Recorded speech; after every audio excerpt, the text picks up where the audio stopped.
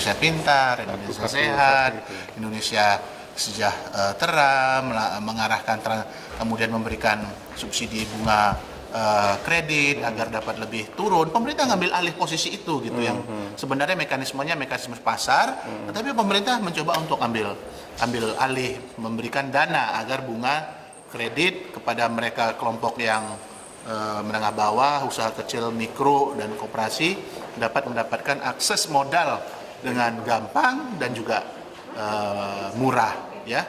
Bunganya yang sekarang sekitar di atas 20%, kemudian diharapkan 2015 ini menjadi 12%, kemudian di 2016 menjadi single digit.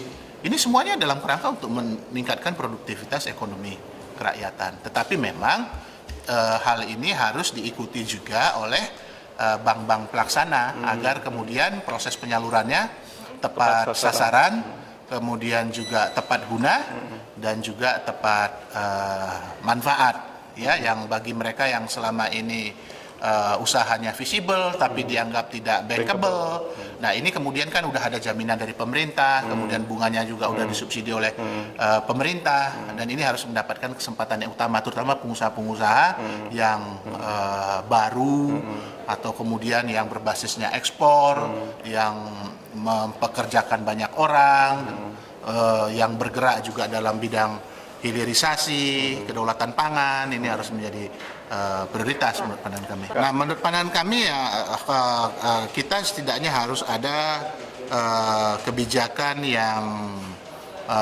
terintegrasi ya dalam memberikan subsidi kepada petani.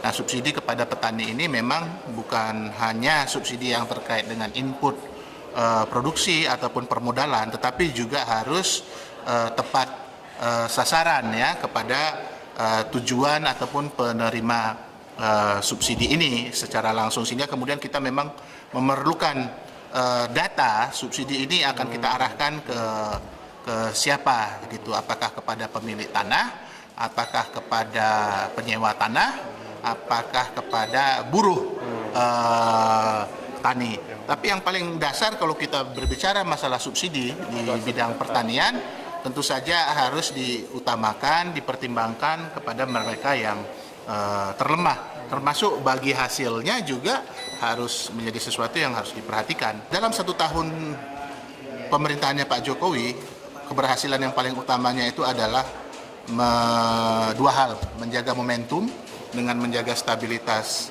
politik dan ekonomi, kemudian yang kedua meletakkan fondasi reforma struktural ekonomi kita.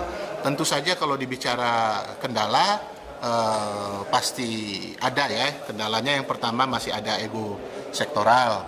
Kemudian yang kedua pengintegrasian policy komitmen antara daerah dan pusat. Menurut pandangan kami ini juga harus bersatu ya, sehingga kemudian mainstreaming kebijakan itu terjadi secara inline ya, satu sama lain, koheren. Kemudian yang ketiga harus diikuti juga oleh konsolidasi politik. Semua pihak harus concern, para elit politik harus concern bahwa kita harus bersatu untuk menyelamatkan bangsa. Oke ya.